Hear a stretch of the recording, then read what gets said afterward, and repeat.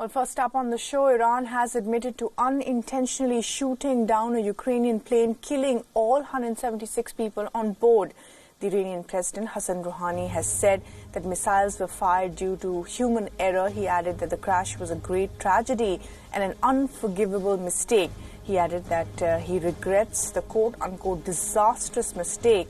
The Iranian Foreign Minister Javad Zarif blamed the U.S. adventurism for the crisis. Iran said that it was on high alert due to the escalating tensions with the U.S. after denials that it shot down the Ukrainian Airlines plane on January 8th. The Boeing 737 plane crashed shortly after Khomeini International Airport in Tehran. Iran now says that it mistook the passenger plane for a hostile jet. The casualties included Iranian, Canadian, Swedish and Ukrainian citizens. Earlier, both the US and Canada had said that they had intel that a missile strike led to the plane's downing. Remember, the crash happened hours after Iran launched a series of rockets at 2 US air bases in Iraq. Iran had earlier declined to hand out the plane's black box to the U.S. aerospace company Boeing. It later agreed to cooperate with international investigators.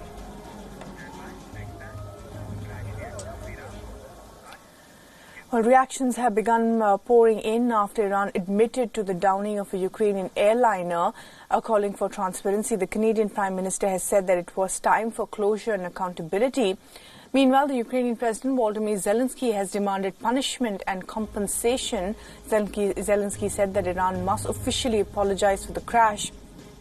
Remember, all 176 people on board have died. The flight was en route to the Canadian city of Toronto via the Ukrainian capital of Kyiv. Most victims were from Iran and Canada, while others were from Ukraine and Sweden. Russia has said that it was time for Iran to learn lessons from the 2014 Ukrainian crash. Remember, all 298 people on board were killed when a Malaysian jet liner was shot down.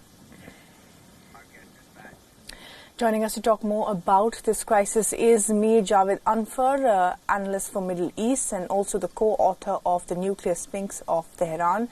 Mir Javed Anfar, thanks very much indeed for joining us this evening, joining us from Tel Aviv. Now, this certainly is the cost of escalation is human lives lost. What is the explanation of the flight being mid-air, during those strikes that were taking place from Iran inside of Iraq, and now, of course, the Iranian side saying that they actually asked the flight to return mid-air, but it was too late? Well, to be honest with you, first of all, as an Iranian, I'd like to offer my condolences to many of the Iranian lives lost in that flight, as well as to other passengers. This is a great tragedy. Second of all, one of the things that's being said in Iran itself, one of the criticisms is that when at times of high tension like this, why wasn't the aerospace closed? If the Iranian aerospace authorities were so concerned about such an issue, why did they even allow such a plane to take off? And to be honest with you, I don't buy I don't accept the explanation by Iran Foreign Minister Javad Zarif. Anything that the Iranian authorities are going to do in terms of their credibility. This has really hurt their credibility.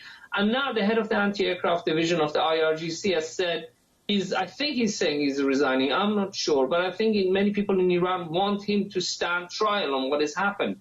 And now we have to wait and see whether the public, this has really destroyed that will happen or not. Right. And do you think, Mir Javed Anfar, that this disaster, in a sense, has also led to the eventual, de-escalation of tensions in some sense between the United States and Iran, given the fact that the Iran government is completely internationally? I'm not sure, to be honest with you. I don't know. Look, Trump has asked for negotiations with Iran, but I'm not sure the Iranians are in a position to negotiate with him at this point because they are worried that it might be interpreted as a sign of weakness by the Trump administration. They want to wait until after the elections to see if Trump is elected anyway. I mean, they only have to wait till November till they know. But I think, I think we have to look at this tragedy as something that unfortunately tragedies happen, but the way it was handled, this is in the crisis management courses around the world, this has got to be one of the case studies of how not to manage a crisis. And I think that the repercussions of how public confidence has been undermined in Iranian organizations, this is something that's going to live for a long time, because it's not the only issue here. You know, there was the demonstrations after the assassination of Qasem Soleimani.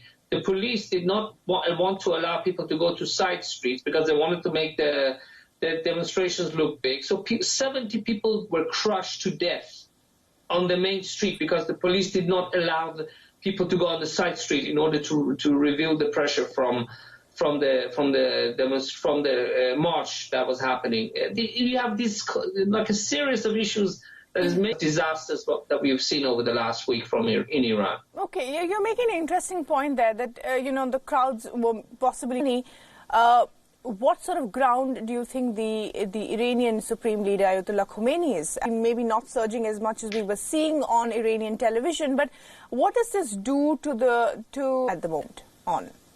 Well, see, the issue here is that people, to the future of Ayatollah Khomeini, while Trump has, of course, closed. See, in Iran, you have a government that's elected by the people, and you have a regime that's unelected. In political ranks, he has support from Republicans. He seems to have emerged victorious from the killing of Qasem Soleimani. By the people, and Ayatollah Khamenei is the head of the regime.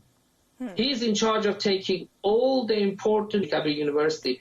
People are now addressing the Supreme Leader. It's not just a question of politics. It's just a question that he makes all the important decisions in Iran when it comes to dealing with America, when it comes to going to war or making peace. In Iran, people die and nobody takes responsibilities.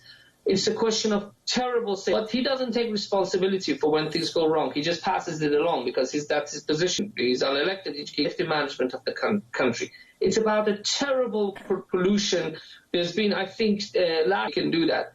And I think people are increasingly. I see some of the chants on the streets of Tehran in front of last year there were 3 or 4 weeks children in Tehran could not go to school because the air is so polluted. So I think this is really undermining the credibility and the legitimacy of the regime for a number of reasons, but first, most importantly, because it doesn't take responsibility for things when they go wrong. Right.